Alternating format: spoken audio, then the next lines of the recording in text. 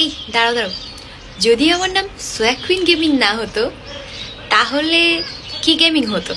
আরে হ্যাঁ আপু, আপনার নাম সোয়াগ গেমিং না হয়ে যদি হইতো তাহলে অনেক বেশি সুন্দর হইতো। আমরা যতই দিই চোদন কখনো ভরবো না আপনার একটুখানি মন। তো hello guys, welcome back to my শ্যাডা ভাঙ্গা ভিডিও। আমি তোমাদের মাঝে ব্ল্যাক ভাই মুসলমানদের সালাম, মনে নাই এখনকার হিন্দু ভাইদের নমস্কার। তো কেমন আছো তোমরা? আশা করি ভালো আছো, এন্ড আল্লাহর রহমতে আমি অনেক বেশি ভালো আছি। আমি আগেই বলে দিয়েছিলাম আজকে যা নিয়ে আমি ভিডিও বানাম তারা হইতেছে পার্টনার প্রোগ্রামের কিছু কিরপোলার কিরমাইয়া। তবে এর মধ্যে কিন্তু দুই তিনটা বেশ সেডাসেও আছে, ফল ধরছে গাছছে। তোমরা খাইলে মিষ্টি আর আমরা খাইতে গেলেই কম কম। পার্টনার প্রোগ্রামে ঢুকার লাগে কি সব নিরাতন করে খাওয়াইছিল নি ভাইয়া পম্পম।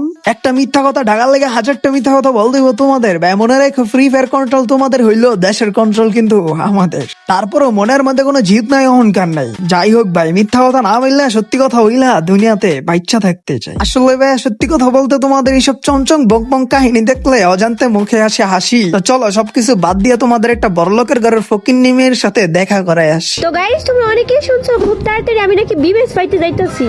না না না আপু, তোমার রিয়াকশনটা কিন্তু হইলো না। তোমার রিয়াকশন দিকে মনে হইতেছে না যে তুমি ভিউজ পাইতাছো। আসলে তোমার কি বলবো, সবই হলো কপাল। সহজে সবকিছু সবাই পাইলে ওটার কি আর কদর বুঝে? সবাই তো পার্টনার প্রোগ্রামে ঢুকার লেগা পার্টনার প্রোগ্রামে থাকা কিছু ধনটারই খোঁজে। আজকে আমি চলে আসি কিশোরগঞ্জ হাউসে। আসিকার বাড়ি দেড় যুবকের মেয়ে বাড়ি।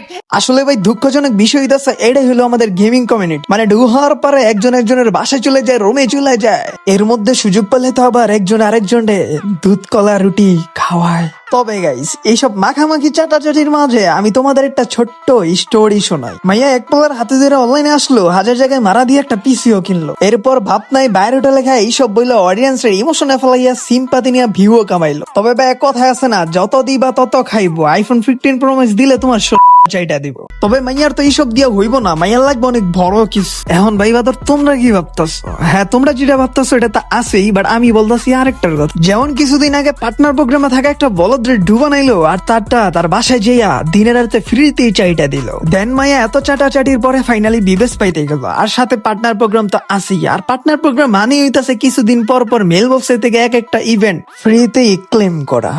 এরপর আসো অডিয়েন্স কি চায়। তোরা কিছুদিন পর এক একটা ফেক নিউজ দিয়ে অডিয়েন্সের ইমোশন নিয়ে খেলা, ওদের কাছ থেকে অনেক কিছু আদায় করে নিছস। প্রত্যেকটা ভিডিওর মাঝখান দিয়ে বলস, হ্যালো গাইস, তোমরা এখন কি করতেছো? এখন সাবস্ক্রাইব করো নাই? তোদের কি লজ্জা লাগে না রে?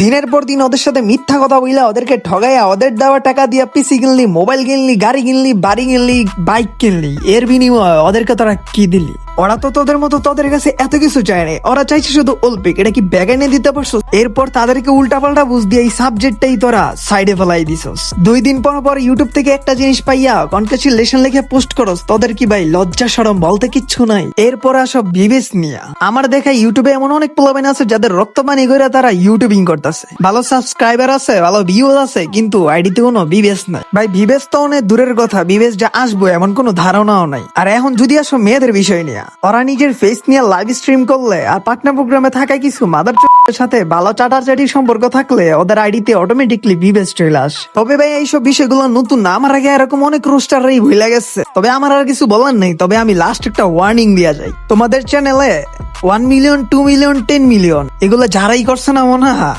রাতারাতি নিচে নামাই দিতে 1 মিনিটও টাইম লাগবে না।